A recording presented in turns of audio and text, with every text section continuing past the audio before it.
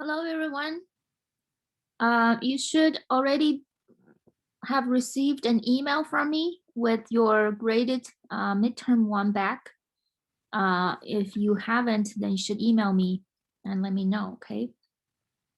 So the average on the first midterm is 43 out of 67 points total. That's approximately 64%. I would say for first midterm, that's pretty good. With a standard deviation 11 points, that about 17%. Again, that's pretty normal. Majority of the score distribution is on the around the average, with a little bit more on the higher end of the tail. Okay, so I would say it's pretty good. For those of you who have done well, congratulations, and please keep up with the good work.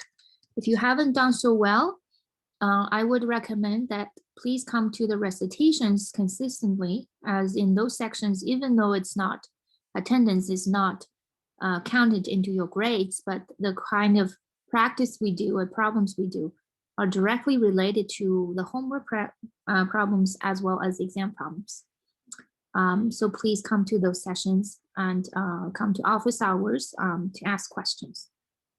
All right, any questions before we move on to our content for today?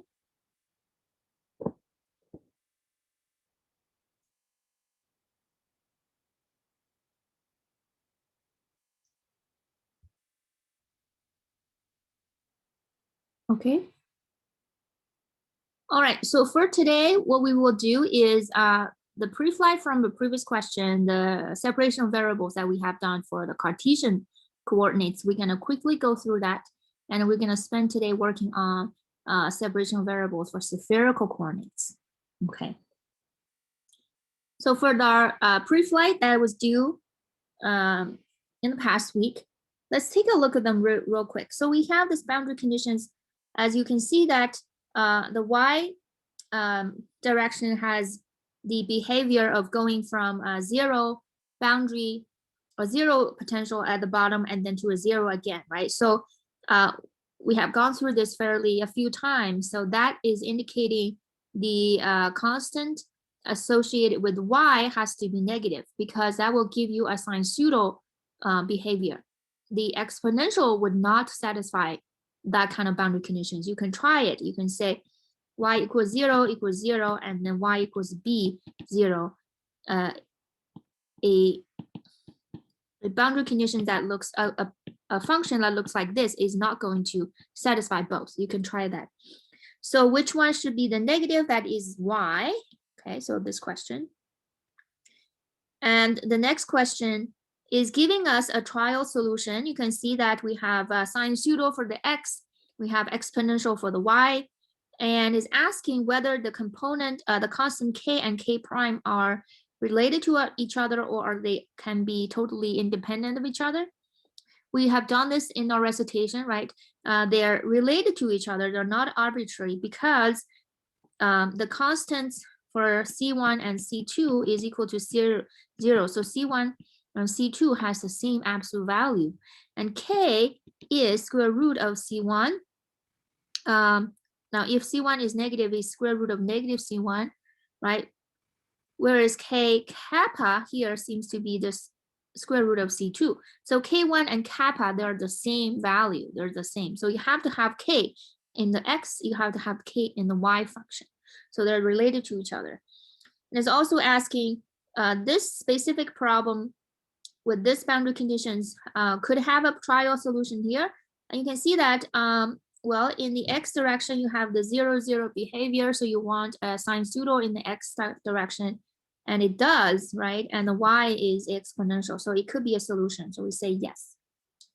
So you can see that's our pre-flight questions.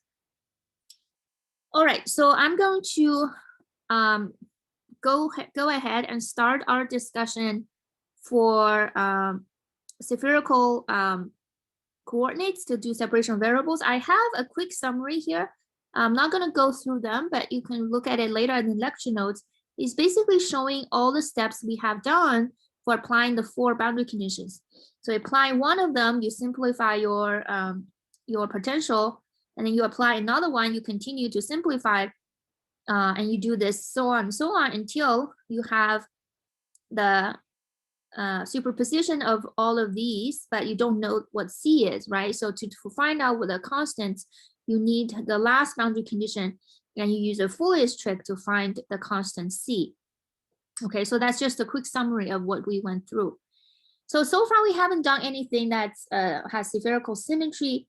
In this class, we will only focus on the spherical symmetry that the charge density will depend on theta, the polar angle, but does not depend on phi. So this is what we will do. So for spherical symmetry in this class,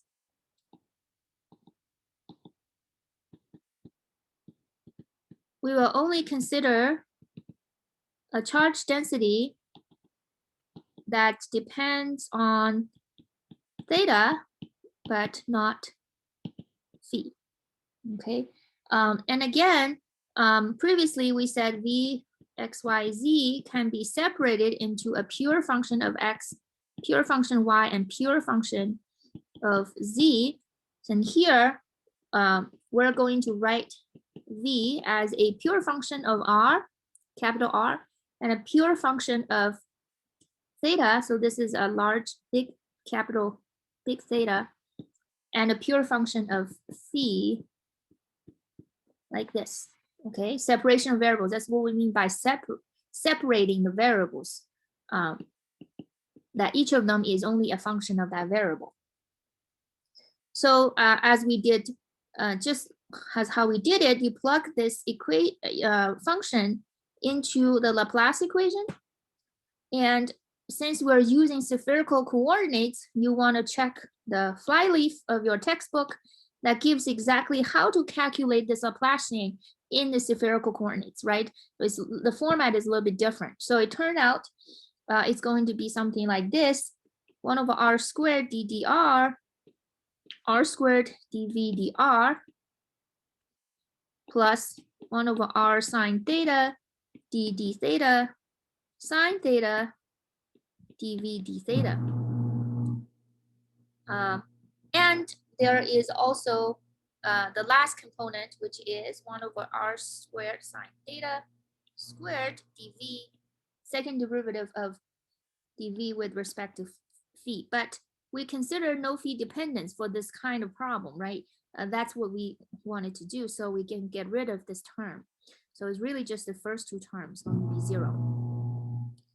All right, and you can see that we're trying to make it similar to what we did in the Cartesian, make this a 2D problem instead of a 3D problem.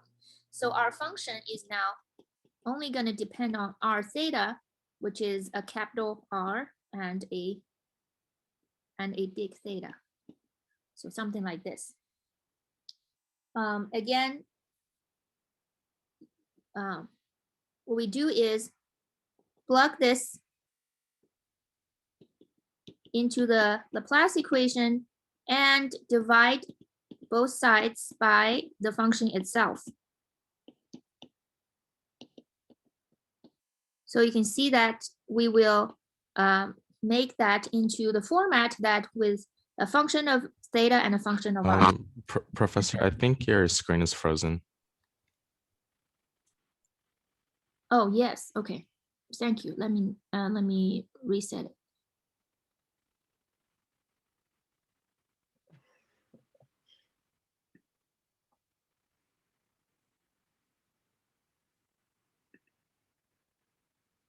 Okay, so we plug this potential, the proposed solution, into the Laplace equation and can divide both sides by the function itself. Now, eventually we got something that looks like this. 1 over r d dr r squared, first derivative of r, and this is the first pure function depend on r only, and then the second one is theta sine theta d d theta sine theta, and the first derivative of theta is equal to 0. Okay, so with the same argument, then they both have to be constants. One is C1, one is C2, and they have to add up to be 0. Here, we will use a fancy way of writing our constants. Previously, we write our constant using k squared. Here, we're going to write our constants using L plus 1. Okay, it's just really a fancy way to writing our constants. Because if we were to write it in that format, later on you will see, we will be able to write out the solution that including L and L plus 1. Okay. In terms of, okay, so which one needs to be positive, which one needs to be negative? In this case, I'm going to write that C1 is L times L plus 1, and C2 is going to be negative L plus 1. Now, if you make C1 to be negative, however, later on you will see that it doesn't really make much of a difference, because you can make C1 negative, and the solution will simply have a minus sign, and your function, well, let me actually write out the solution for R, and I can explain it better. So if I write my C1 as a constant L plus 1 in this fancy format, I'm able to find a solution for R. And the solution will look like this. A constant, R to the power of L plus B divided by power R L plus 1. You can quickly check this by plug this back into this function, so that it looks like d dr r squared r prime is equal to C1 times R, right? So this, you can plug it back in here. It satisfies that differential equation. It is a solution. Now, if you were to say, okay, why can't I do this? You could do this, but if you plug in back in here, you'll get a minus sign here, and then this also has a minus sign. So it still satisfies the solution. It will really simply be A and B. You simply can assimilate that negative sign into A and B and still call them constants.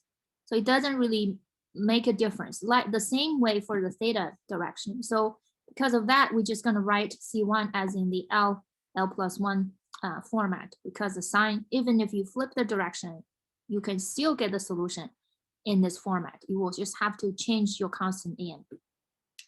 Okay, so that is a solution for the radial component R. For the angle, it's a little bit harder, but luckily we have a cool math polynomial that can help us solve that differential equation. So for the second part, you can see we need to find a solution that give us this. We need to find solution that d theta sine theta of the function theta is equal to C2 times sine theta times the function itself. So it turned out we can write out the solution using Legendre polynomials, and those are solutions to this differential equation.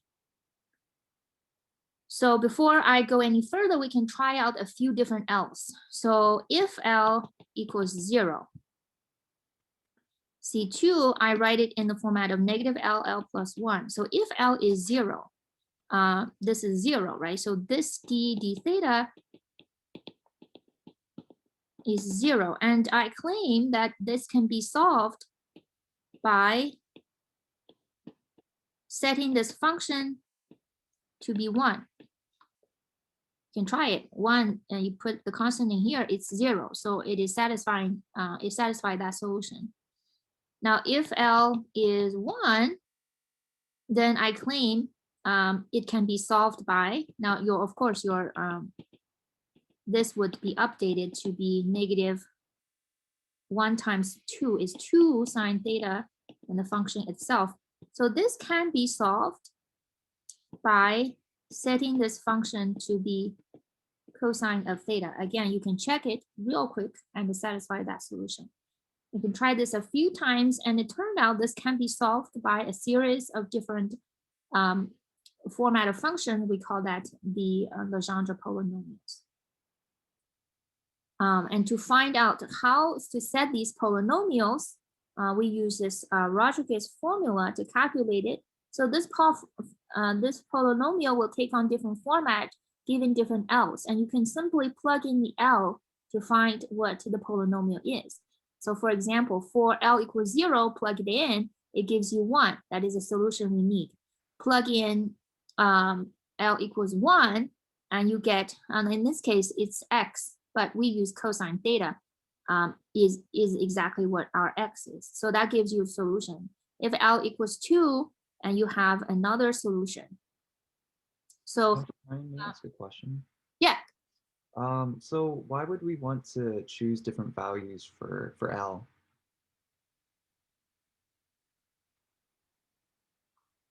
what do you mean you want to?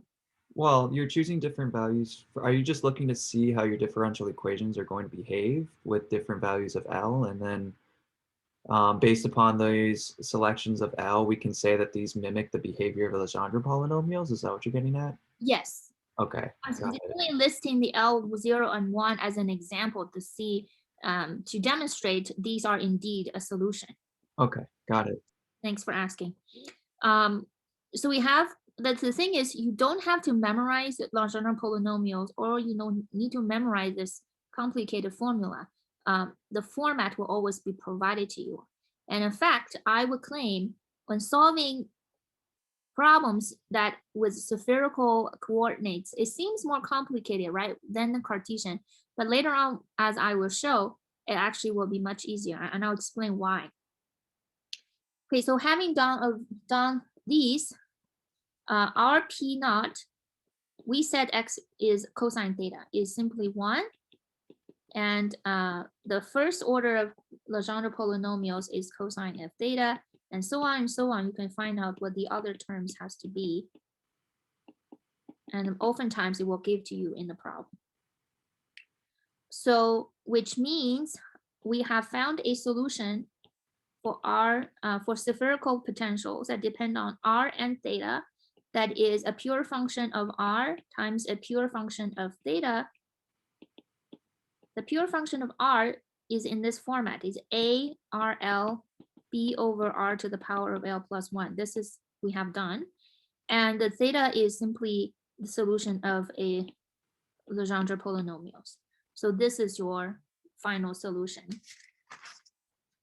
And again, of course, you have multiple L's, so it's really a superposition of many L's combined. So in this case, there are different ways that they could give you the boundary conditions. They can give you, obviously this is a spherical symmetry, right? So they must have given you a sphere. They will tell you, okay, the potential here at the surface is some kind of value, right?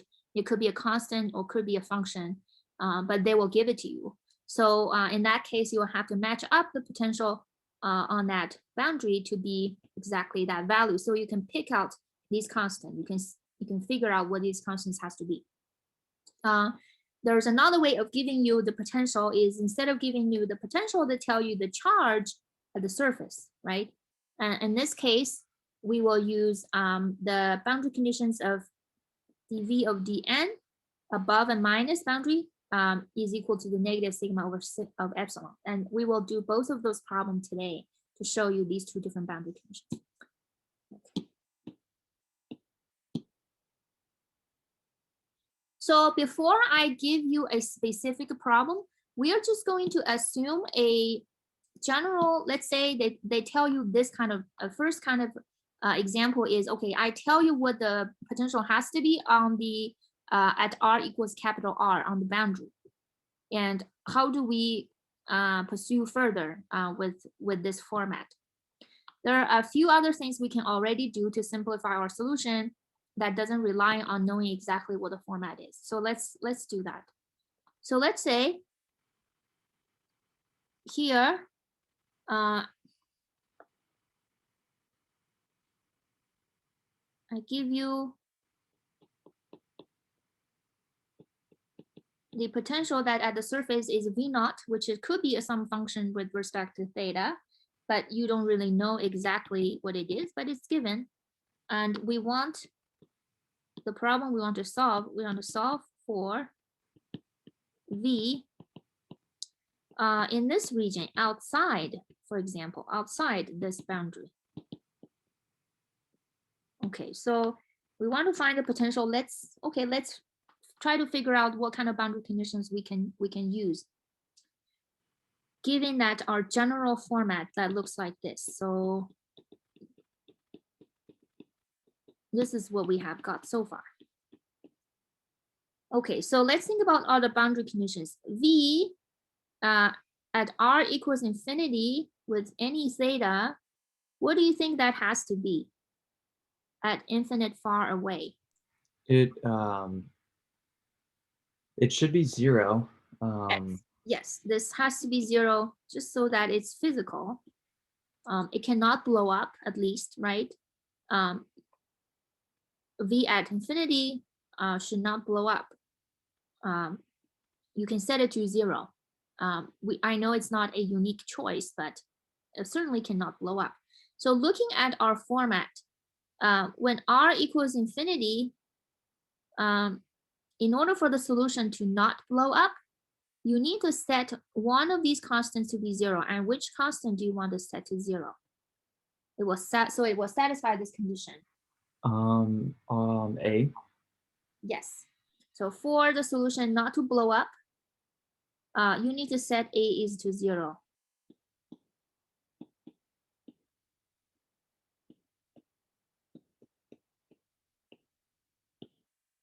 At infinity. Okay, so all the A's has to be set to 0. Sorry, I need to write it in the format. So all the A's has to be set to 0s.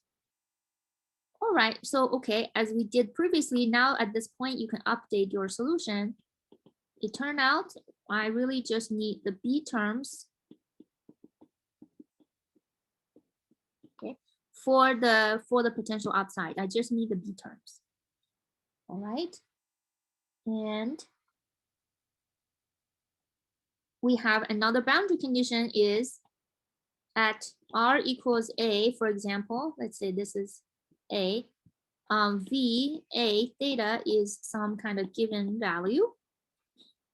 All right, so let's set them equal to each other. So if I set r equals to A, I get BL A to the power of L plus 1 TLs is equal to V naught, right? I simply just plugged in r equals A here, right? Okay, so you can see we need to solve all these terms so that they match up. It turned out, just like how sine functions, I said is a complete orthonormal functions, that the sine of nx and sine of mx or m prime x dx is 0 unless n is equal to n prime. Just like that, it turned out the Legendre polynomials is also have the same feature, so that the PLs and PL primes. Now remember, this is your variable is cosine theta, so you need a d of cosine theta, right? So a lot of times we just say we need a sine theta in here, sine theta, d theta in here. This is 0 if they're not equal. Okay. Integration from 0 to pi. But when it is non-zero, it has this value, particular value that can be calculated if they're equal. Okay, so this is the orthogonality of polynomials. It can be summarized here. This is really just the same as what I wrote before. L and another L prime or n, doesn't matter. Now, if they're not equal, it's always 0. But if they're equal, it takes on this format. You can validate this by plugging, okay, L equals 1, right? You get x, right? You can try this. Integration of x times x dx. Is it going to be like that? So it's something you can validate. You can write it in terms of x, or you can write it in terms of cosine theta. It doesn't matter. It's have the same orthogonality. So using this, you know what we are going to do, right? Taking advantage of this feature, we are going to use Fourier's trick to find our V naught, which means we will multiply both sides by the PL primes and integrate it and pick out the constants that we need. Now it sounds really hard, but I will tell you that when we were given a specific format, oftentimes we'll take a shortcut. We don't really have to go through the Fourier's trick process. It's turned out to be simpler than the Cartesian situation. But let's still finish the process officially, and then we can use the shortcut. So this is as far as we have got, right? We are at this stage. We want to continue to find the BLs. Now, what do? We want to take advantage of this feature. So we are going to multiply both sides. So I'm copying, let's copy our solution down here, and then we can multiply them. What should I multiply both sides by?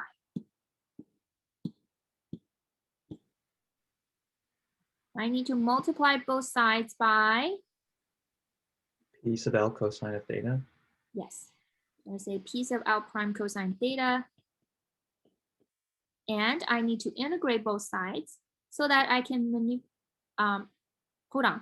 Let me take a look at what I need. I need something like this. I only have this term. So I need to multiply both sides by piece of L prime cosine theta and sine theta. I need that term. So I need the sine theta. So, okay. Make a little space for the sine theta. Sine theta. So I manipulated my left-hand side so I could take advantage of this relationship. Okay, all right, and then integrate it. Integrate both sides. So d theta, d theta. Okay, all right, it looks messy, but it will clean up real quick. Okay, so now let's plug in. We say only L equals L prime term survives because all the other goes to 0.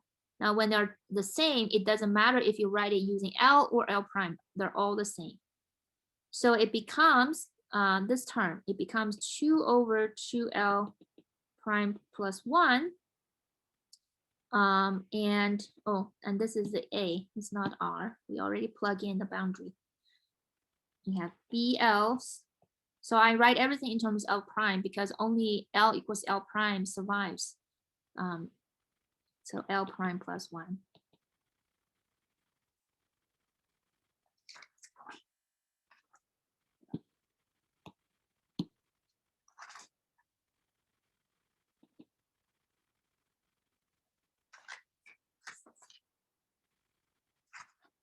The right-hand side is still the integral that you will simply keep it in the way it is. Okay, so you can calculate your BL, you can calculate what you need, but put in these constants to the other side.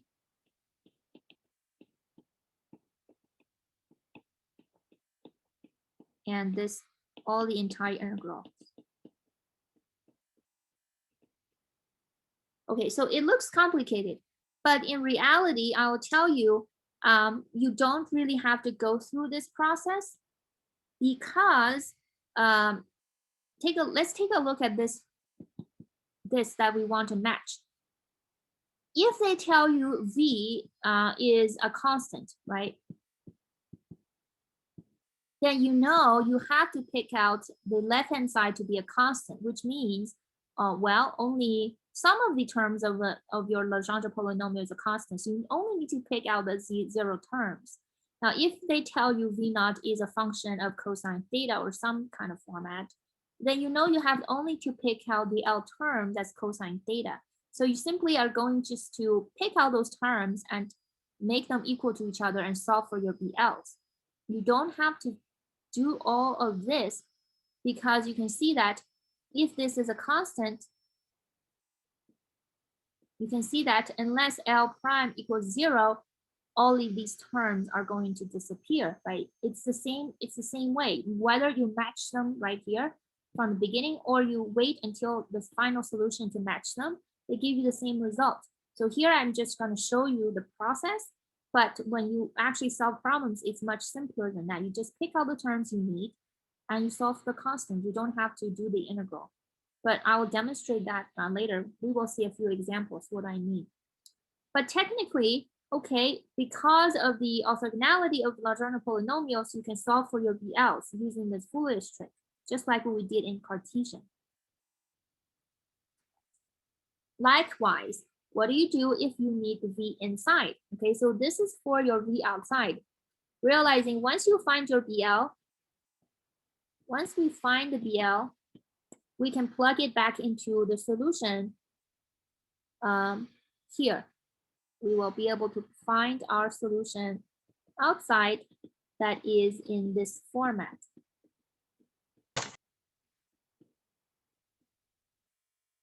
So it's found. What if we want, so this is one question, question 1. Question 2 says, find your potential inside.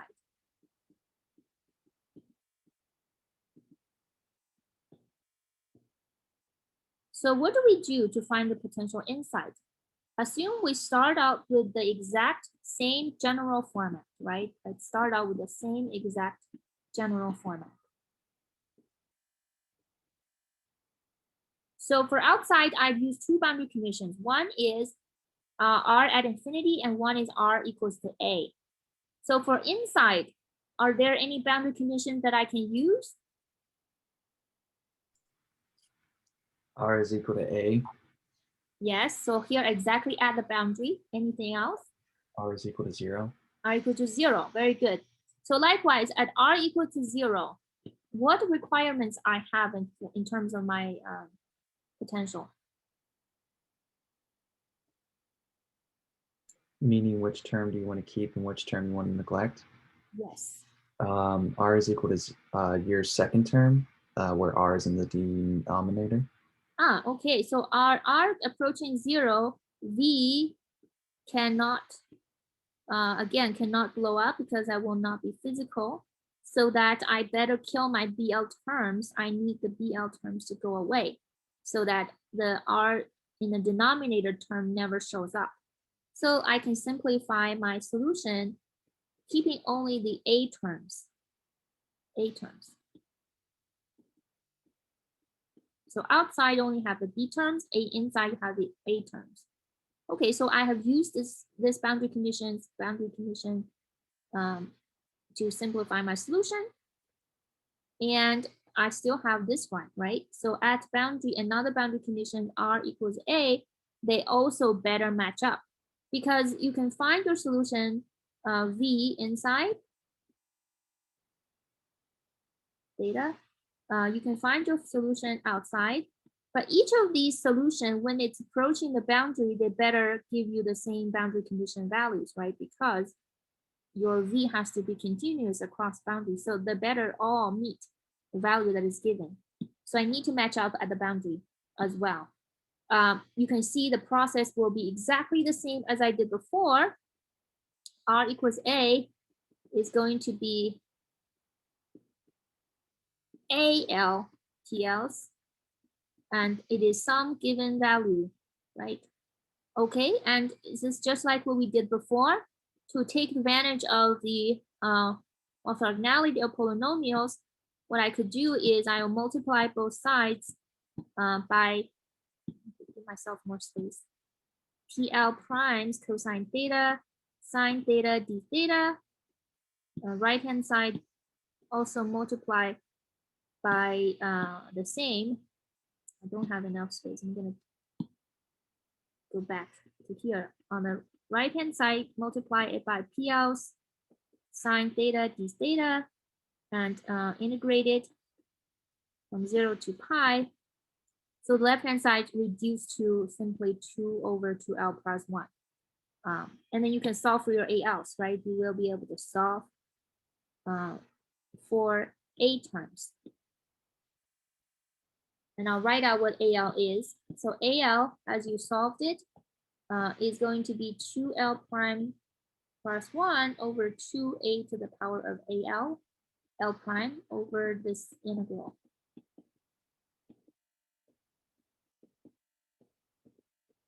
Okay, and again, you never really have to go through this entire process. What you will do is you will observe, make an observation at v equals a.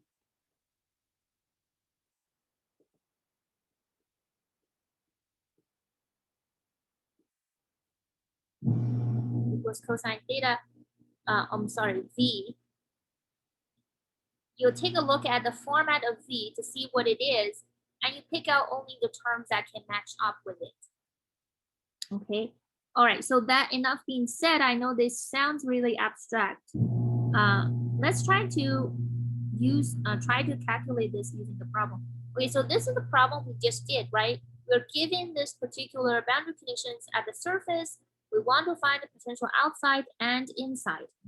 So now I'm giving you a specific value of V specified. Otherwise, if you don't specify, you cannot go any further. But now I'm specifying the V to be a constant, V naught. Okay, so what terms do you expect to appear when you want to find your V inside?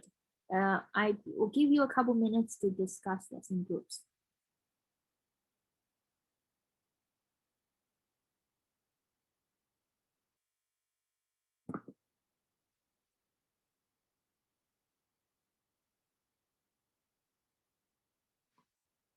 You can take a screenshot before you go.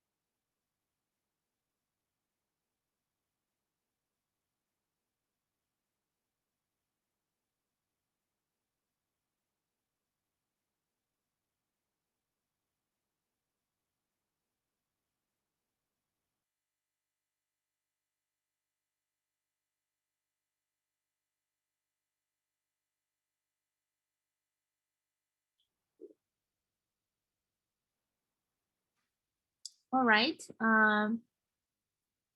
Any last minute vote?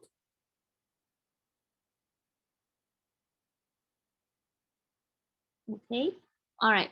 In that case, I'm going to close this and let's take a look.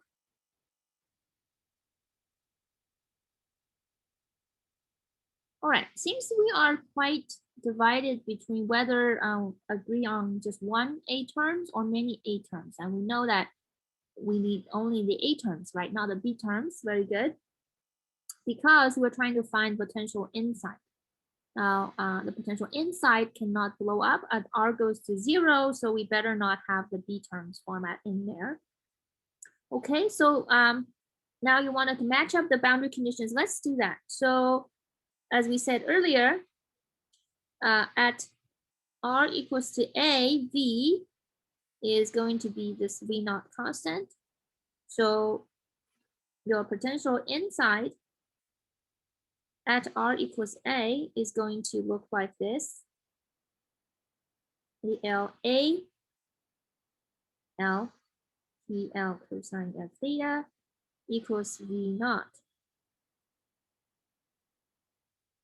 Okay, so you can see this is a constant. Which term do you want to pick out, or do you want to keep all the terms?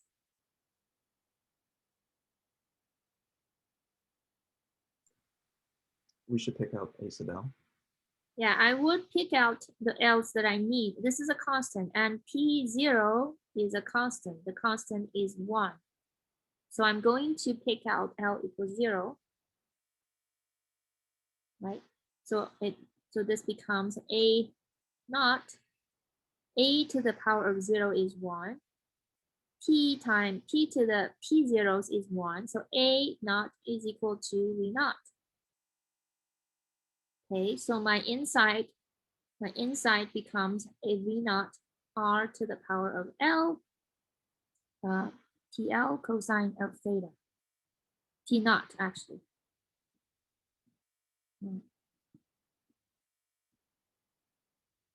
So I picked out the A naught terms. I only have A0 terms to match up the boundary, match up the potential at the boundary. Okay, so you need only the A naught terms. The reason for that is, well, here your V naught is that simple format. It simply is going to be constant, and you already have the term that you need to make that happen, right? So we're simply going just to need that term, and that's it. Now, what about outside? Okay, I won't let you to go discuss. I think you could vote it here.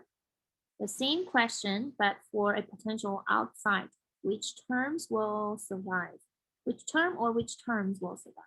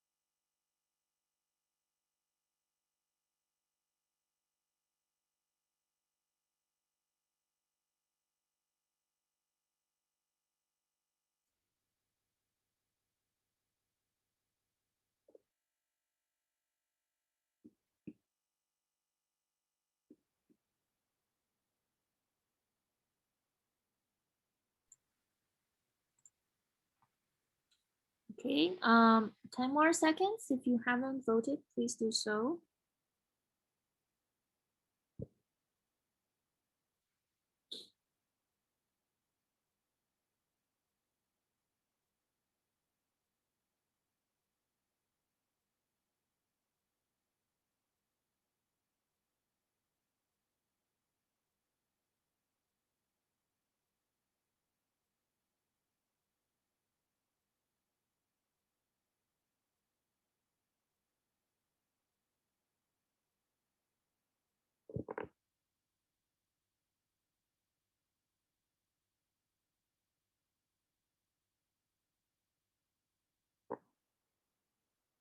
Okay, any last minute vote?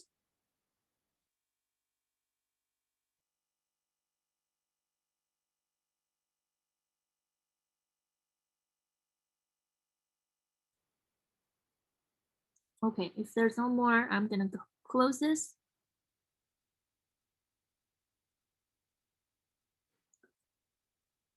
All right. So again, a little bit disagreement on we need only the B terms, but do we need multiple or just one? All right, let's take a look how they will match up. So your potential outside, we agree for outside, you don't want the A terms because your R could be infinity. So you only want the B terms. And at the boundary,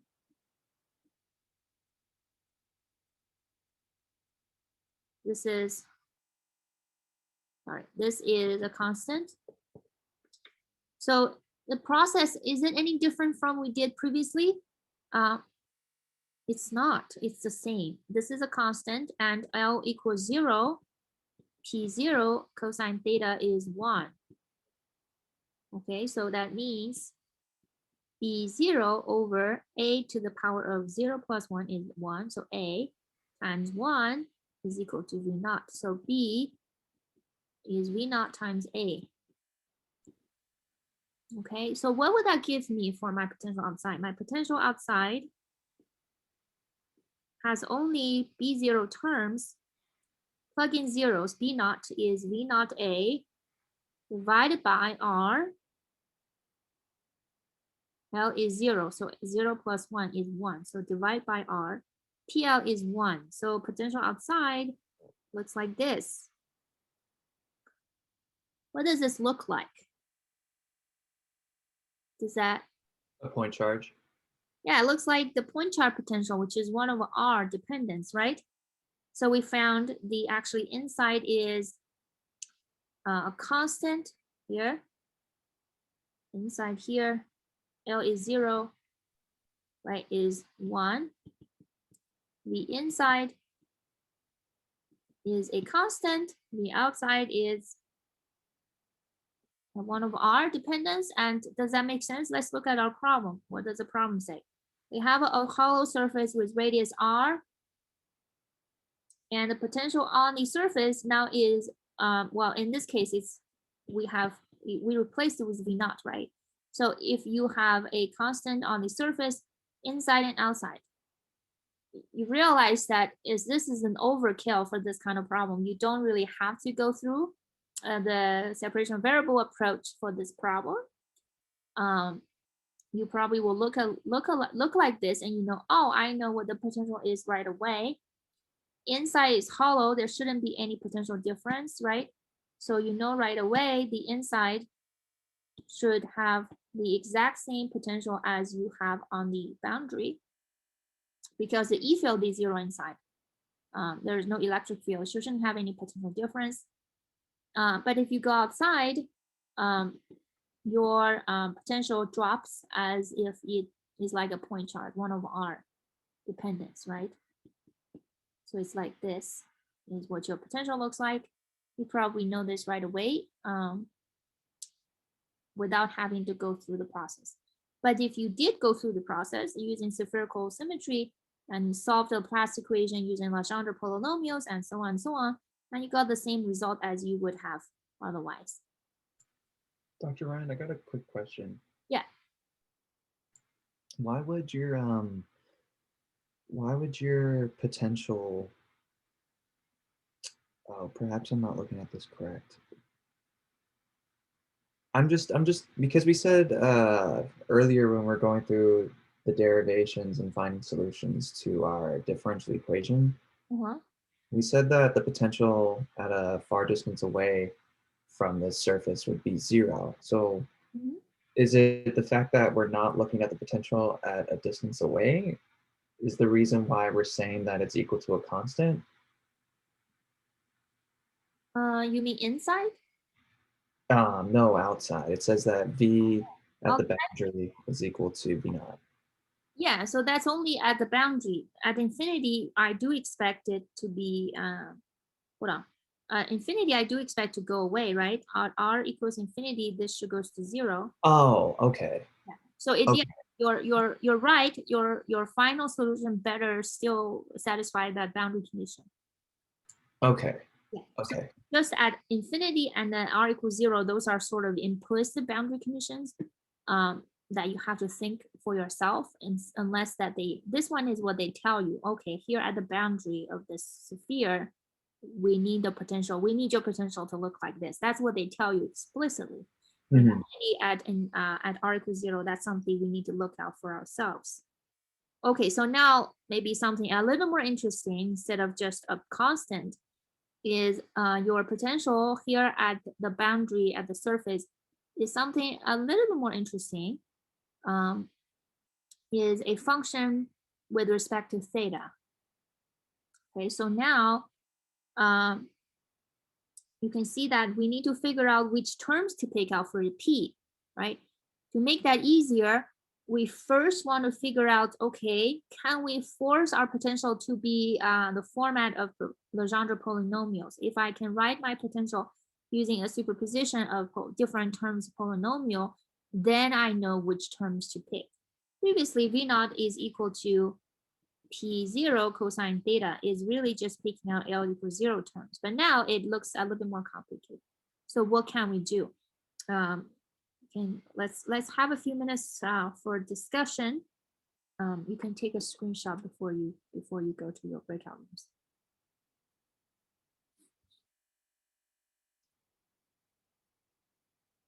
Okay, before you go, I do get a question here in the chat, so let me answer it before I let you go. The question is, intuitively, we would have said Gauss's law tell us the inside electric field is 0. Yes, because it's hollow, it doesn't have enclosed any charges, right? So in electric field inside is 0. So the potential is the same on the inside as it is on the surface. Again, that's correct. You should not have any potential difference. So whatever potential inside is the same as you had on the radius on the surface, then it is subject to change on the outside because Gauss's law no longer applies on the outside. Well, the last sentence is not correct. Gauss's law still apply on the outside, but if you use Gauss's law, you need charge enclosed. So, but the question tells you the potential is what the potential is on the surface. So you need a way to convert the potential to how much charge is being enclosed. Then you will be able to use Gauss's law. And realizing that our potential that we solved for is in terms of V naught, right? It's not the KQ over R format we are familiar with.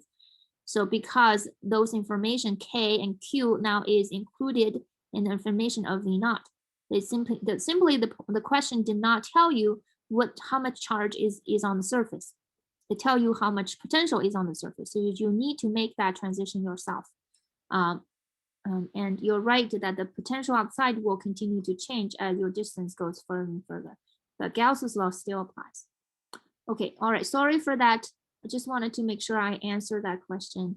And go ahead and you can go to the breakout rooms.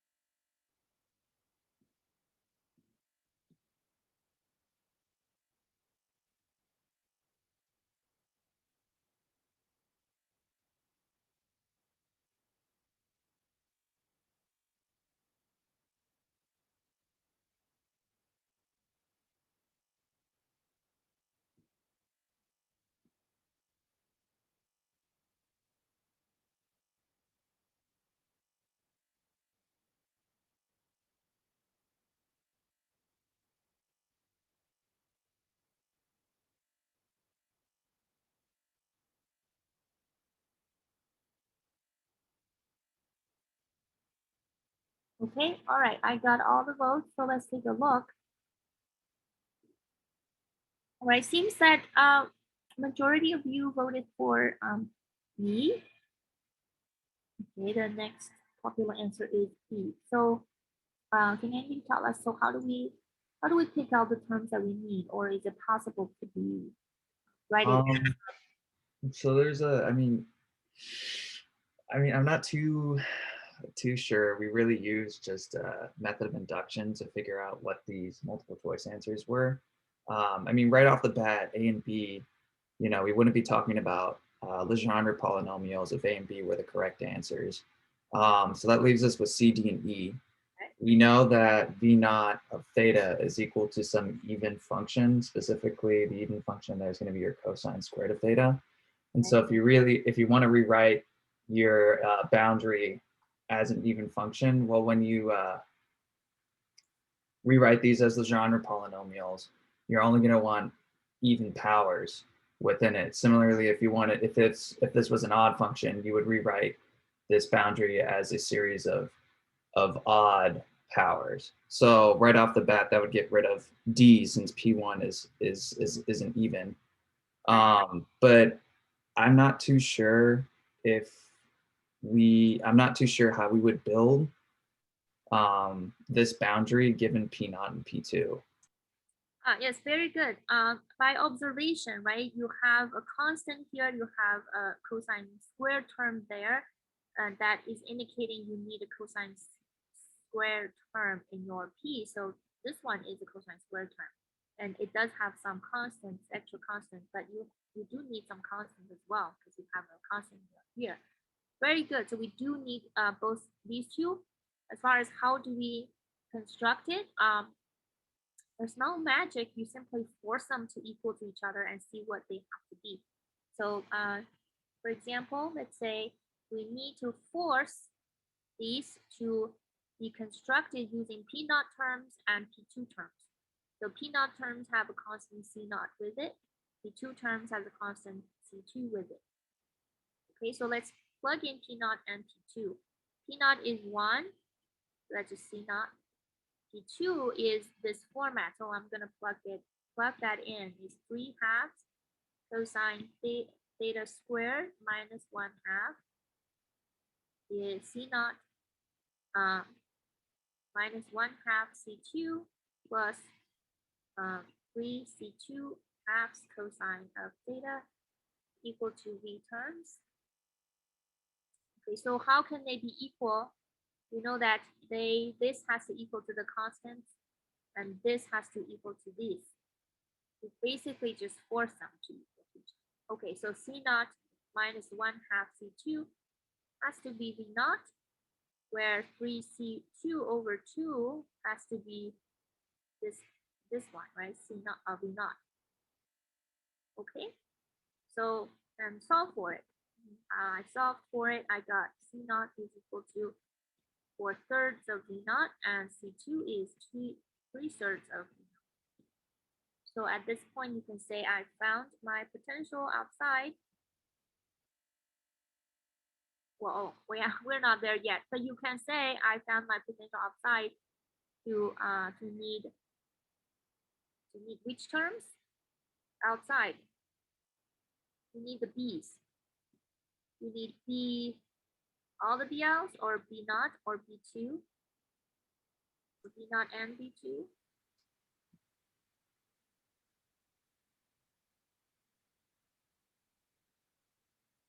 You need just the same. You need these two terms. So you're outside, B outside.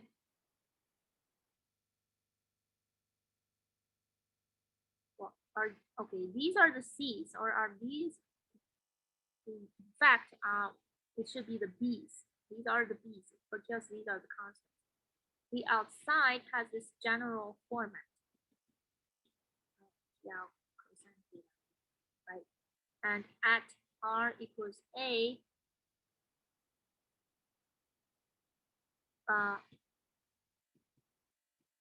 is like that, and that pick out the C naught 4/3 V naught T naught terms and 2/3 V naught T2 terms. This is what we did. We rewrite it in terms of this kind of combination. Okay, so what does that mean? That means, okay, I need V naught terms, a to the 0 plus 1, T naught equals 4/3 V naught, right? I found my V naught, blah, blah, blah.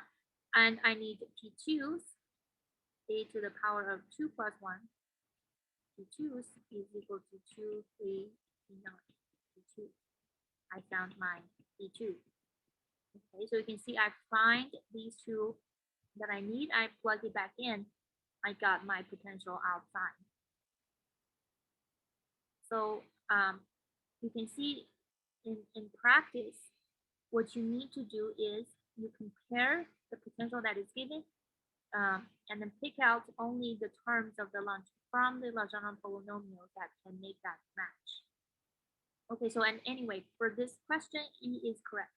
Okay, the 0 terms and the 2.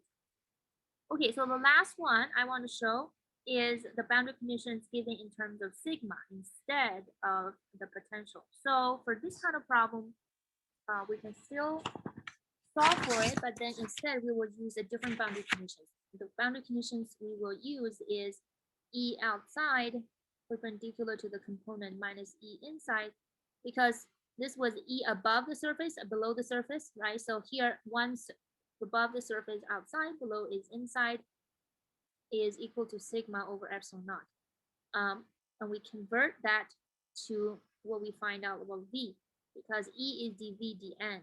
So in this case, our n hat is R direction. So R above.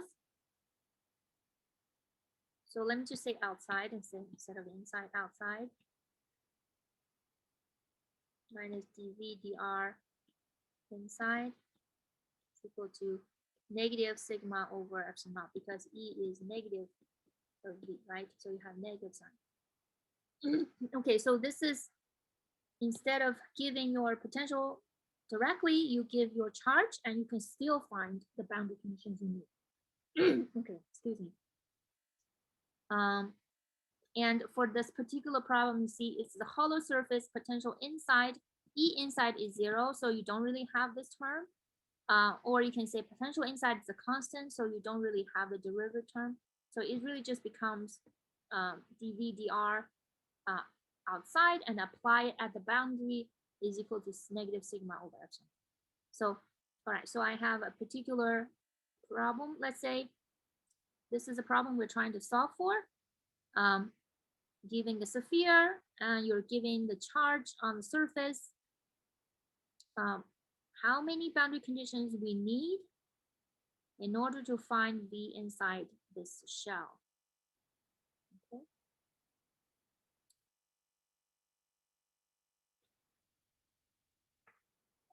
Because of the time, sorry, we don't have time to go discuss. So maybe just go ahead and vote. Any boundary conditions you can think of, count that in and count how many.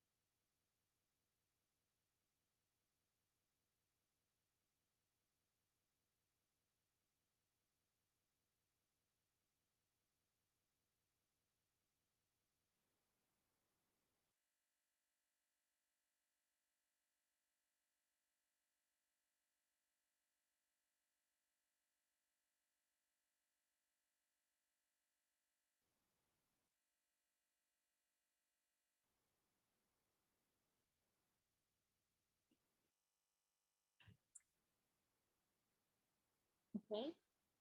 Let's 5 more seconds if you haven't voted already. Put in your vote.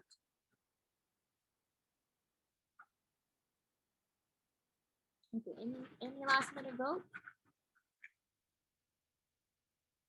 All right, I'm going to close this and let's take a look at our results. Majority of you can think of 2, right? So can you guys tell me which 2 boundary conditions?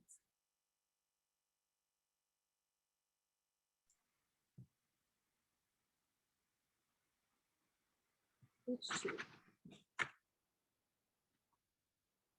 At r equals 0, r equals r. Very good. Okay, so r equals 0 and r at r. All right, so let's try to use them. So I always start out with this general format.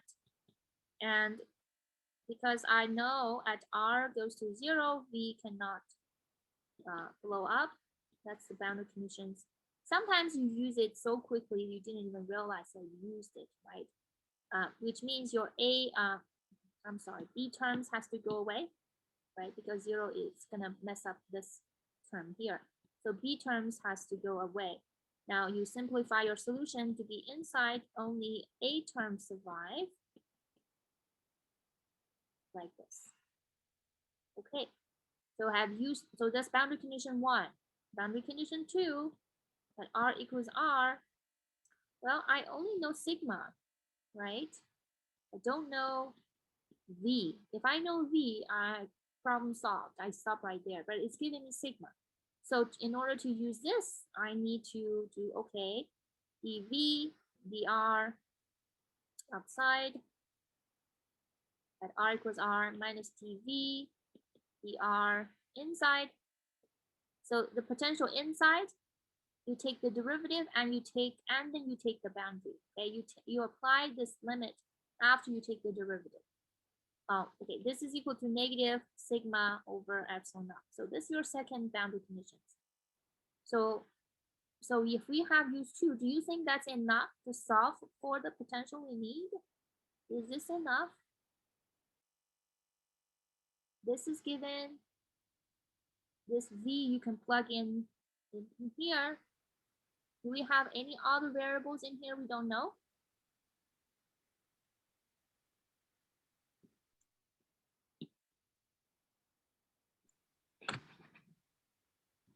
Yeah, we don't know v out. This is not known. So you can see it's not enough. We need actually, even if asking us the format for inside, you realize you need more than just the inside. You need to solve the outside in order to solve it complete.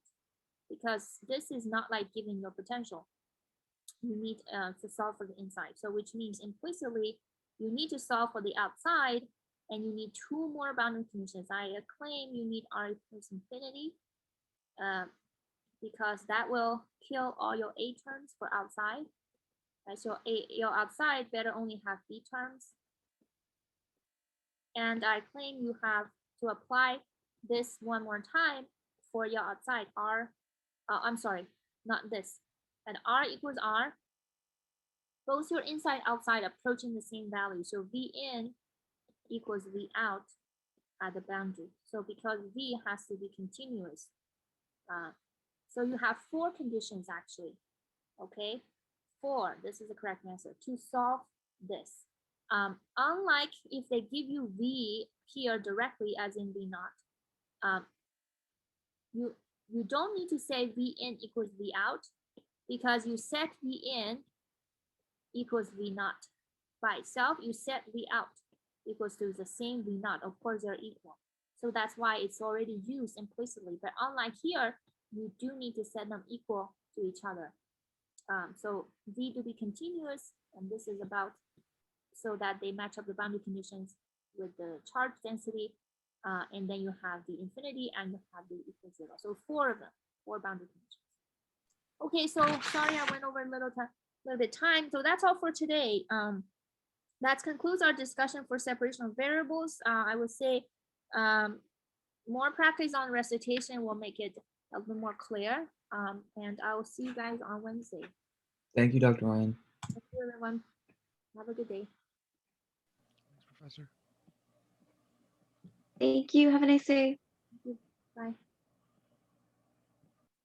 I'm sorry. The first one is just V in equals V out. I'll show it up again.